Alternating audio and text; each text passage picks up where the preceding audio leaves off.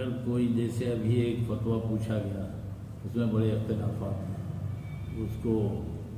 کسی اور موقع سے شاید بتائیں گے، لیکن بہت جلد بازی فتویٰ میں نہیں کرنی چاہیے، اور کوشش یہ کرنا چاہیے کہ اپنے عمل کو جو اپنے قائد ہیں، جو اپنے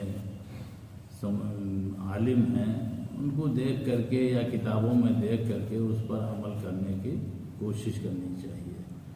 اور جتنی چیزیں بالکل پختگی سے معلوم ہو جائے اس کے بتانے میں کوئی کوتاہی بھی نہیں کرنی چاہیے۔ جیسے اللہ ایک ہے، اور سب سے آخری پیغمبر محمد مصطفیٰ صلی اللہ علیہ وسلم ہے، ہمارے اوپر کیا فرائض ہیں، کلمہ شہادت کا اقرار کرنا، نماز پڑھنا 5 وقت کی، زکوٰۃ دینا، روزہ رکھنا رمضان کا، اور اگر استطاعت ہو اور راستہ محفوظ ہو تو حج کرنا،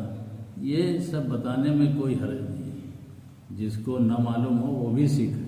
یہ ایک دوسرے کو بتانا بھی چاہیے۔ چھوٹی چھوٹی کتابیں ہندی میں بھی ہیں، اردو میں بھی ہیں، اس کو سیکھنا چاہیے۔ اب آپ ہر آدمی عالم تو نہیں بن سکتا ہے، لیکن علم حاصل کر سکتا ہے۔ جتنا معلوم ہو وضو کیسے کرنا ہے، کیا طریقہ ہے، وضو کرنے کے بعد کیا کرنا چاہیے، اگر وقت ہے تو 2 رکعت تحیۃ الوضو پڑھنا چاہیے، مسجد میں داخل ہوتا ہے تو کیا کرنا چاہیے۔ تو یہ سب چیزیں تو بہت ایک عام مسلمان کے لیے ہے، لیکن جو دور رہتا ہے دین سے اس کے لیے وہ بھی بہت مشکل ہے، تو اس کو تو حاصل کرنا ہی چاہیے، اور آپس میں ایک دوسرے سے بدظنی نہیں ہونی چاہیے۔ دیکھیے سورہ حجرات میں اللہ تعالیٰ نے فرمایا یا ایھا الذین آمنوا اجتنبوا کثیرا من الظن ان بعض الظن اسم ولا تجسسوا ولا یغتب بعضکم بعضا ایحب احدکم ان یاکل لحم اخیہ میتا فکرہتموہ۔ تو اس میں اللہ تعالیٰ فرماتا ہے کہ کسی کے بارے میں بہت زیادہ گمان کرنے سے بچو۔ بعض زن ایسے ہوتے ہیں، بعض چیز آپ سوچ رہے ہیں کسی کے بارے میں کہ اس کے اندر یہ ہے، تو وہ بہت ہی سوء زن میں بدل جاتا ہے، یعنی بہت برا آپ کا خیال ہوتا ہے اس کے سلسلے میں، جبکہ اس کے اندر وہ بات نہیں ہوتی ہے۔ اور اگر کسی کی آپ غیبت کر رہے ہیں تو وہ ایسے ہے جیسے مرے ہوئے بھائی کے گوشت کھانا۔ اب کیا آپ پسند کریں گے اس کو؟ یحب احدکم، کوئی بھی پسند کرے گا کہ اپنے مرے ہوئے بھائی کے گوشت نوچ کے کھائے؟ تو یہ اس کی شناعت اور اس کی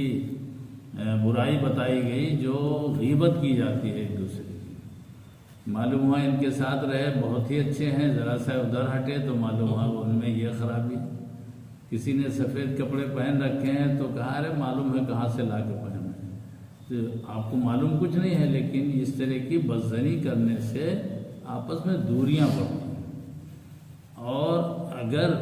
کسی کے اندر کوئی کمی محسوس ہو تو اس سے کہا جائے، لیکن کیسے کہا جائے؟ اس کو الگ بلا کہ آپ کی یہ چیز ہم کو کھٹکتی ہے، تو یا تو وہ بتائے گا کہ نہیں آپ سمجھ نہیں سکے اس میں یہ خوبی ہے، آپ کو مطمئن کرے گا، اور اگر یہ بھی نہیں کرے گا، آپ کو جھٹک بھی دیا تو بھی وہ آپ سے اس طرح سے سمجھے گا کہ دیکھیے لوگوں کے درمیان میں ہم کو اس نے رسوا نہیں کیا بلکہ الگ بلا کے کہا، تو آپ کا اکرام اس کے دل میں یقیناً بڑھے گا۔ آپ جو کسی کے اندر کوئی کمی دیکھیں تو اسی سے کہیں تو انشاءاللہ یہ بہت مفید ہوتا ہے، لیکن اگر وہ دوسروں سے کہتے پھریں تو وہ آپ کے لیے وہی ہے جو اس آیت میں بتایا گیا ہے کہ مرے ہوئے بھائی کا گوشت کھانا۔ صحابہ کرام نے اللہ کے رسول صلی اللہ علیہ وسلم سے پوچھا کہ اگر اس کے اندر وہ برائی موجود ہو تو پھر کہنے میں کیا؟ تو آپ نے فرمایا کہ وہی تو غیبت ہے، اگر اس کے اندر وہ نہ ہو تو بہتان ہے، بہت ہی اس سے کہیں بڑھ کر کے وہ گناہ ہے۔ تو ان سب چیزوں سے بچنا چاہیے، معاشرے کو بچانا چاہیے، اور اپنے اپنے حد تک سب کو تبلیغ کرنا چاہیے جتنا پختگی سے معلوم ہو، اور تبلیغ سب سے پہلے اپنے آپ پہ کرنا چاہیے کہ ہم کو سیکھنا چاہیے، ان سے سیکھیں، ان سے سیکھیں، ان سے سیکھیں، کتابوں میں سیکھیں اور اس پہ عمل کریں۔ انشاءاللہ یہ بہت ہی فائدے کی بات ہوگی۔ اسی پہ ہم بات اپنی ختم کرتے ہیں، اور تھوڑا سنیے، زیادہ کیجیے تو بہتر ہے انشاءاللہ۔ اب یہاں جو آس پاس میں جو لوگ ہوں ان کو جوڑیے، ان سے محبت سے ملیے، کبھی کوئی پروگرام کیجیے، چاہے یہاں وہاں کہیں بھی، تو مثبت انداز کے لیے، جارحانہ انداز کے نہیں، کسی کو کافر نہ کہا جائے، کسی کو مشرک نہ کہا جائے۔ البتہ اللہ کے رسول صلی اللہ علیہ وسلم کی جو حدیثیں ہیں ان کو بیان کی جائیں، انہی کے حوالے سے جو آیتیں ہیں اللہ کے کتاب کے حوالے سے کہی جائے، تو وہ بھی نہیں کہہ سکیں گے کہ یہ اپنی طرف سے کہے، اور اس کی وضاحت ہو کہ دیکھیے یہ اس کا یہ مطلب ہے، یہ انشاءاللہ بہت مفید رہے گا۔